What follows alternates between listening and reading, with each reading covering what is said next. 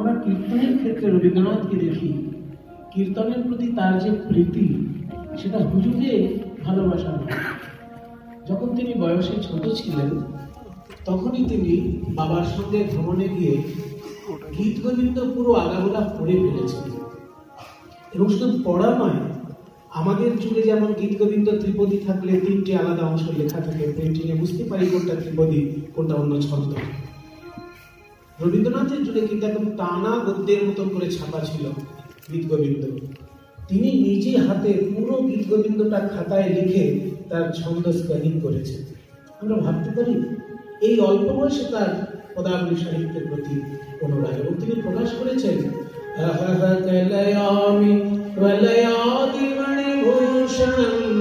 হরে বিরহ দহন বহনে না বহুদূষণ। এইটা যখন তিনি ছন্দ রেখে জ্যোতি রেখে পাঠ করতে পেরেছেন, তার যে কি আনন্দ হয়েছিল। 5 ছন্দে 1 2 3 4 5, এই 5 ছন্দে যে জ্যোতি তিনি রেখেছিলেন। পরে তিনি বিপদে মোরে রক্ষা করো ইত্যাদি 5 ছন্দের অনেক গান তার আছে। তাই গীত গোবিন্দ থেকে তার ভালোবাসা শুরু। তারপরে আবার প্রাচীন কাব্য সংগ্রহ বলে তখন একটা বই বেরোতো। কি মজা করে বলেছেন রবীন্দ্রনাথ যে আমাদের বাড়ির গুরুজনেরা এই গ্রন্থের গ্রাহক ছিলেন, কিন্তু নিয়মিত পাঠক ছিলেন না। উনি লুকিয়ে লুকিয়ে বড়দের আলমারি থেকে সেই বইগুলো বার করে পড়ে ফেলতেন পদাবলী। এবং শুধু পড়া নয়, সেই বিদ্যাপতির পদ তার এত প্রিয় ছিল যে সেই পদে তিনি সুরও দিয়ে দিয়েছিলেন। বলেছেন গঙ্গার তীরে, বর্ণনা দিয়েছেন জীবন শ্রুতিতে। বলছেন ভরা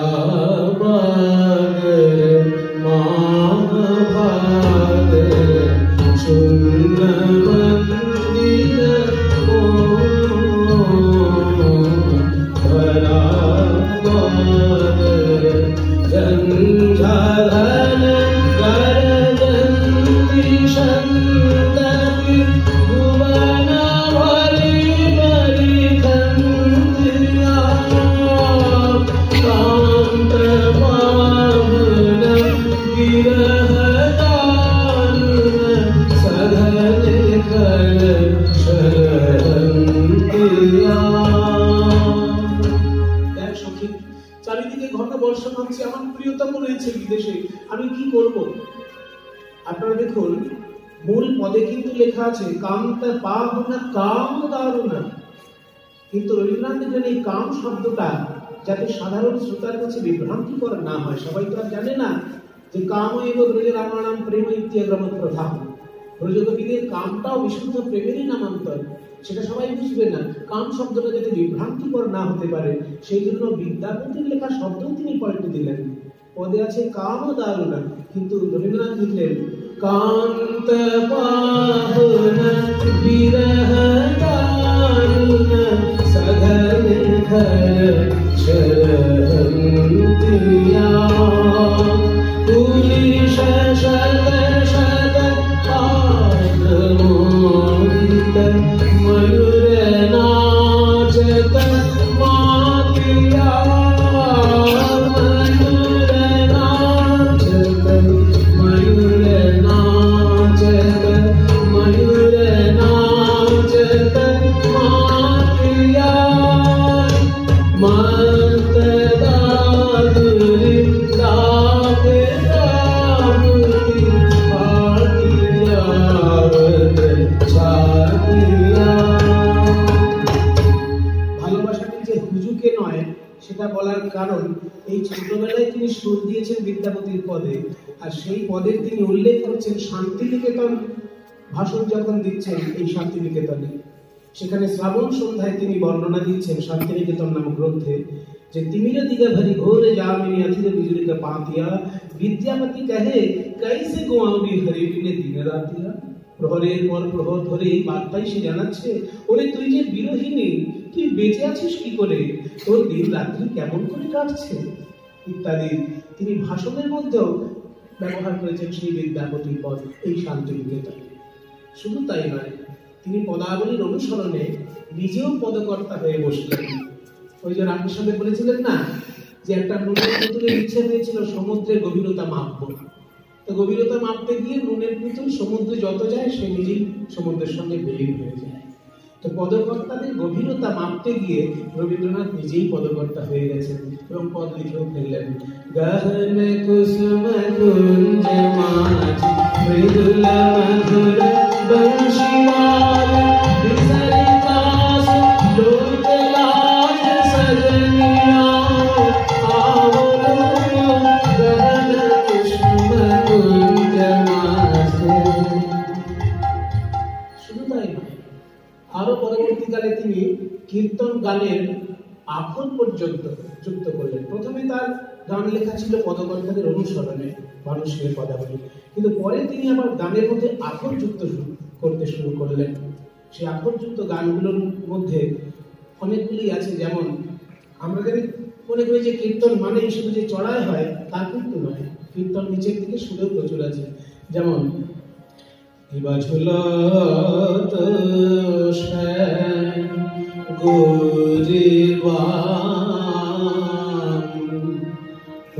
প্রভু সুরঙ্গে মাকে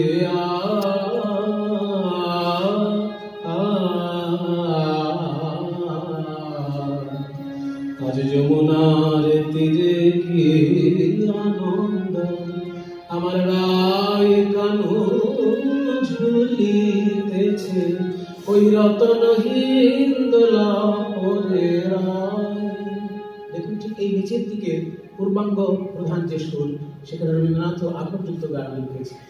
মাঝে মাঝে তব দেখা পাই চিরদিন কেন পাই না, কেন মেঘে আসে হৃদয় আকাশে তোমারে দেখিতে দেয় না, মোহ মেঘে তোমারে দেখিতে দেয় না, মোহ মেঘে তোমারে অন্ধ করে রাখে, তোমারে দেখিতে দেয় না, মাঝে মাঝে তো দেখা পাই চিরদিন কেন পাই না। এইরকম একাধিক বহু উদাহরণ দিয়ে দেখানো যায় যে কীর্তনের প্রতি তার অনুরাগটি কেমন। আমরা রবীন্দ্রনাথের সঙ্গীত ভাবনায় দেখেছি তার তিনটে স্তর ছিল। প্রথম দিকে স্তরে তিনি বলেছেন যে সঙ্গীতের মধ্যে কোন রাগে কি পর্দা লাগছে সেটা চিন্তা না করে কোন পর্দায় কি ভাব প্রকাশ করছে সেই দিকটা আমাদের ভালো করে দেখা উচিত। এবং সঙ্গীত যে ভাব প্রধান হলে বেশি ভালো হয় সেটা স্বামী বিবেকানন্দ বলেছেন। স্বামী বিবেকানন্দ বলেছেন বিদেশীদের কাছে, there is science in Dhrupad, Khayal, etc., but it is in Kirtana that there is real music, or there is feeling. Feeling is the soul, the secret of everything. আশ্চর্যভাবে Rabindranath এবং স্বামী বিবেকানন্দের সঙ্গীত ভাবনা মিলে গিয়েছে এই প্রথম পর্বে। এবং এই ভাব প্রধান সঙ্গীত বাংলায় যে ব্যাপকতা লাভ করলো তার প্রধান কারণ প্রেমের ঠাকুর গৌরাঙ্গ মহাপ্রভু। তাই গৌরাঙ্গ মহাপ্রভুর প্রতি কৃতজ্ঞতা প্রকাশ করেছেন। তিনি স্বয়ং লিখেছেন, চৈতন্যের আবির্ভাবে বাংলাদেশে বৈষ্ণব ধর্মের যে হিল্লোল তুলিয়াছিল সে একটা শাস্ত্র ছাড়া ব্যাপার। এখানে শাস্ত্র ছাড়া ব্যাপার মানে অভাবনীয় ঘটনা। তাহাতে মানুষের মুক্তি পাওয়া চিত্ত ভক্তিরসের আবেগে আত্মপ্রকাশ করতে ব্যাকুল। সেই অবস্থায় মানুষ কেবল স্থাবরভাবে ভোগ করে না, সচলভাবে সৃষ্টি করে। এই জন্য সেদিন কাব্যে ও সঙ্গীতে বাঙালি আত্মপ্রকাশ করিতে বসিল। যার জন্য কীর্তন গানে রাধাকৃষ্ণের পদ গাইতে গেলে আগে গৌরচন্দ্রিকা গাইতে হয়। আমাদের গৌরচন্দ্রিকা নানা রকম আছে, তেমনি ধ্রুপদাঙ্গেরও গৌরচন্দ্রিকা কিছু আছে। এই রবীন্দ্রনাথ বলেছেন একটি জায়গায়, দুজনী প্রসাদ মুখোপাধ্যায়কে বলেছেন যে শোনো, কীর্তনকে কিন্তু ফোক মিউজিক বলে উড়িয়ে দিও না। কীর্তনের মধ্যে অনেক সূক্ষ্ম সূক্ষ্ম সুরতালের ব্যাপার আছে শাস্ত্রীয় সঙ্গীতের, যেমন ধ্রুপদের মধ্যে উদার্য এবং গাম্ভীর্য আমরা পাই, কীর্তনে সেটা পাই।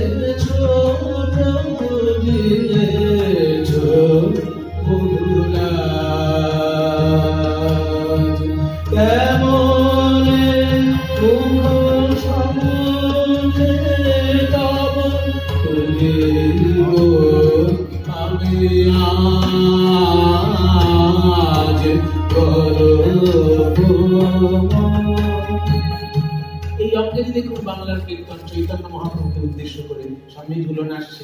ঝুলনে কিভাবে গৌরাঙ্গ মহাপ্রভু ঝুলছেন আমাদের বাংলাদেশের মেয়ে, আমাদের ছাত্রী মহুয়া মঞ্জুরি শোনাবে।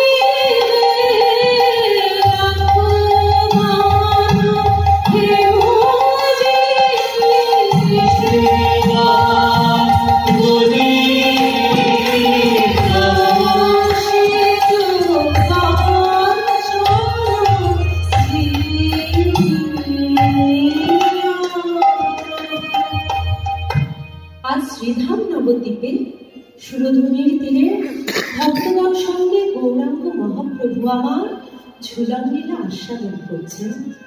ভক্তগণ প্রাণ ভরে মহাপ্রভুকে দোলা দিচ্ছে। ঝুলাও তো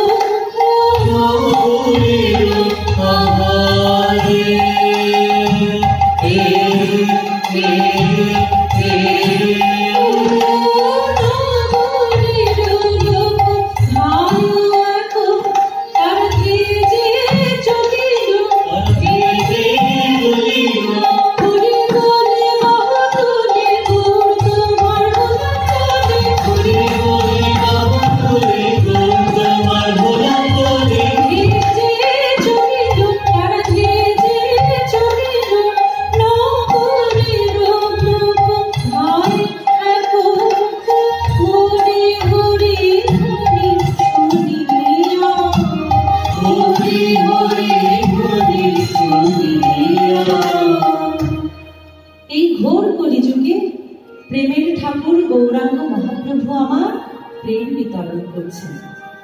তাই কলিযুগ তাও ধন্য, আর এই সংকীর্তন ধন্য। ধন্য কলিযুগ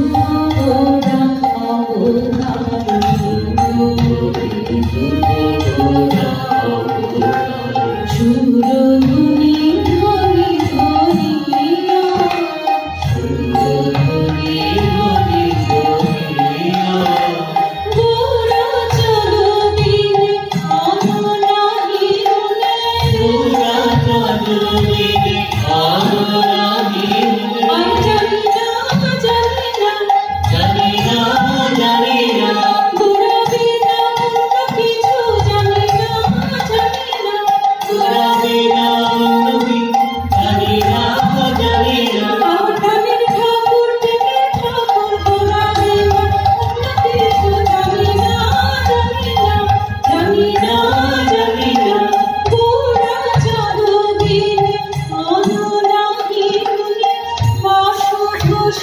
পদে জানিয়া বাসুর সে পদে জানিয়া।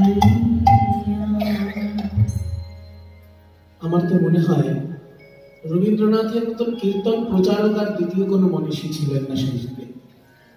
কারণ রবীন্দ্রনাথ যখন বিদেশে যান, আইনস্টাইনের সঙ্গে যখন তার আলাপ আলোচনা হয়, তার মধ্যে কীর্তন প্রসঙ্গ এনেছেন।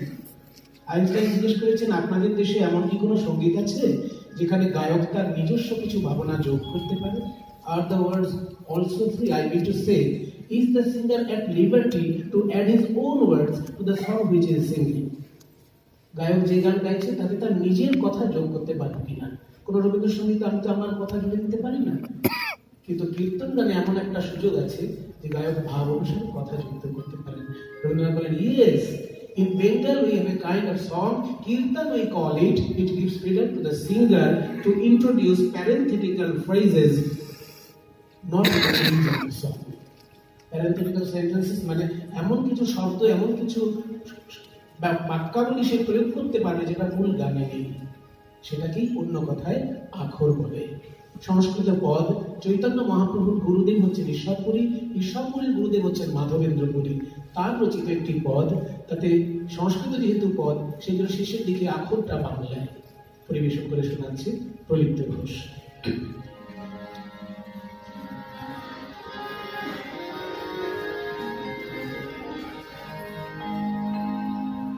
রত্নগণ মধ্যে চৈছে পুস্তমণি, রসকাব্য মধ্যে তুইছে এই শ্লোকনি।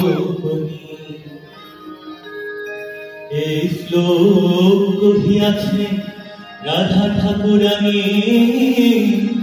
তার কৃপায় ফুরিয়াছে মাধবেন্দ্র বাণী। কি বাবুর চন্দ্র ইহা করে আস্বাদন, ইহা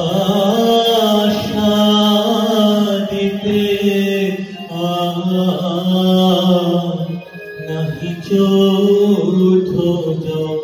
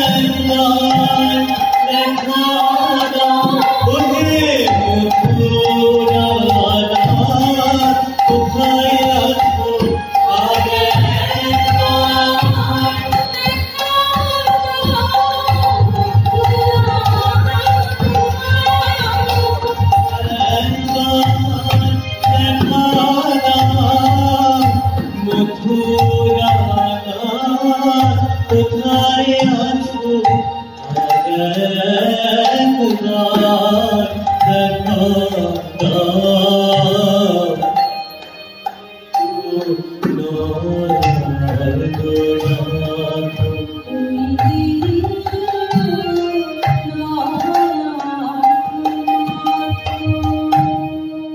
রবীন্দ্রনাথ বলেছেন বাংলার সঙ্গীতের একটা প্রধান বিষয় হচ্ছে সাহিত্য এবং সুর তাল একে অপরের সঙ্গে বন্ধুত্ব করে চলে, যাকে বলেছেন তিনি অর্ধনারীশ্বর্য। শুধু সুর তালের বাড়াবাড়ি নয়, শুধু সাহিত্যেরও বাড়াবাড়ি নয়, দুটো সমান্তরাল ভাবে এবং তার সর্বশ্রেষ্ঠ উদাহরণ হিসেবে কীর্তনকেই প্রতিষ্ঠিত করেছেন রবীন্দ্রনাথ ঠাকুর। এবং তিনি দিলীপ কুমার রায়ের কাছে বলেছেন, কীর্তন সঙ্গীত আমি অনেককাল থেকেই ভালোবাসি। এর মধ্যে ভাব প্রকাশের যে নিবিড় ও গভীর নাট্য শক্তি আছে, সে আর কোনো সঙ্গীতে এমন সহজভাবে আছে বলে আমি জানি না। সাহিত্যের ভূমিতে ওর উৎপত্তি, তার মধ্যেই ওর শিকড়, কিন্তু ও শাখায় প্রশাখায় ফলে ফুলে পল্লবে সঙ্গীতের আকাশে স্বকীয় মহিমা অধিকার করেছে। এই ভাব কিভাবে প্রকাশ হয় মাত্র একটি পদে রিমি পাল শোনাচ্ছে আমাদের কাছে।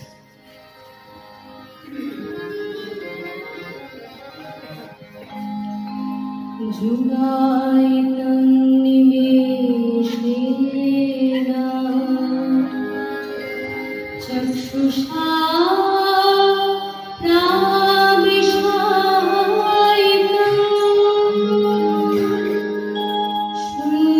शून्यायितं जगत्सर्वं गोविन्दा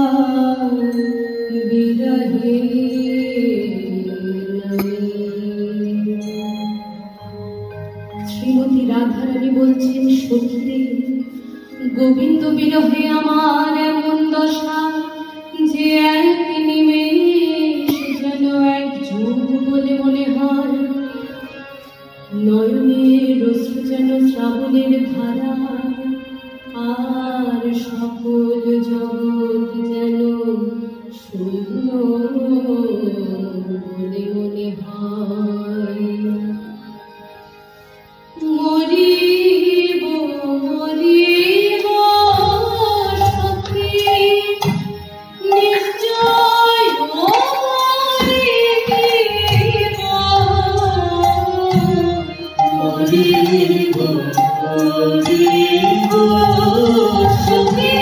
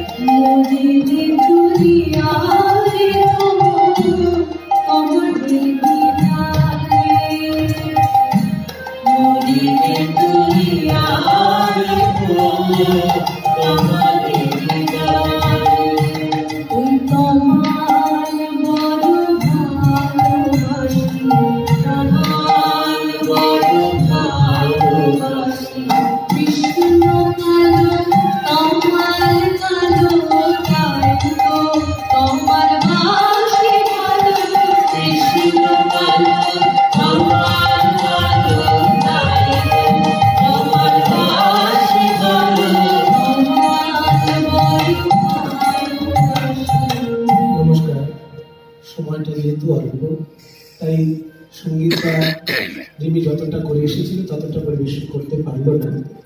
আরেকটি কথা বলে আমি সম্পূর্ণ করব। এই চণ্ডীদাসেরও পদ রবীন্দ্রনাথ এত ভালোবাসতেন যে তার ইংরাজি অনুবাদও করেছিলেন।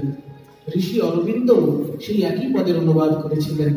সেই পদটি আমি আপনাদেরকে একটুখানি শুনিয়ে অনুষ্ঠান সম্পন্ন করব।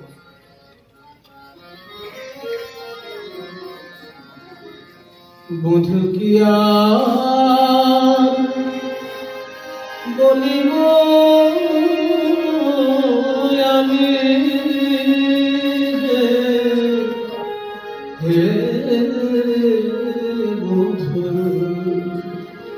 বধূ কি আর বলিব আমি। What shall I say, Saki? What shall I say? আর ঋষি অরবিন্দ লিখছেন, what shall Radha say as the mortal words are unable to speak? দুজনের দার্শনিক দৃষ্টিভঙ্গির মধ্যে পার্থক্য। একই পদের অনুবাদ দুজন করছেন, কিন্তু দার্শনিক দৃষ্টিভঙ্গির মধ্যে দুজনের পার্থক্য। তবে তুমি তো আমার সকলে জানো,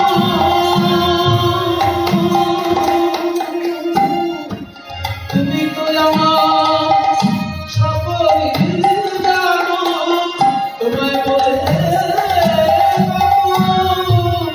বুঝাইব, তুমি তো আমার সকলে জানো, কি আর বলিব আমি। আমার জীবনে মরণে জনমে জনমে প্রাণনাথ হইও তুমি, বধূ তোমার চরণে আমার পরাণে লাগিল প্রেমের ফাঁসি। তাই সব সময়া এখন হইয়া নিশ্চয় হইলাম দাসী। আমি বিনা মূলে বিকারিলাম পরাণ বধূ তোমার চরণে, বিনা মূলে বিকারিলাম। তোমাকে দেখতে না পেলে আমার কি অবস্থা হয় শুনবে। আখির নিমেষে যদি না হেরে, তবে সে পরাণে মরি। চণ্ডীদাসে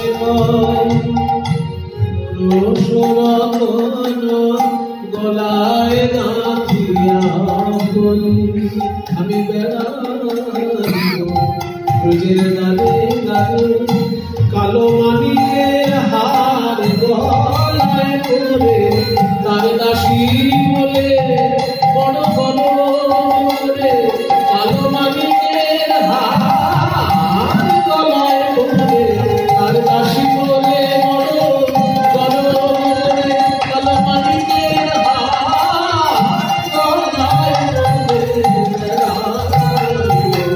তারে তারে চণ্ডীদাসে কয় পরশরত গলা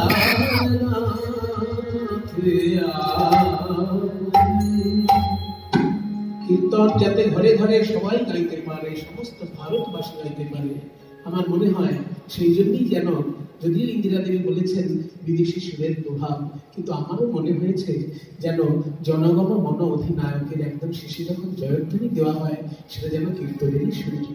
জয় হে জয় হে জয় হে। এরপরে আর বলবো এই তিনটে স্তর যেন আমাদের কীর্তনের কথা। নিতাই গৌর হরি বল।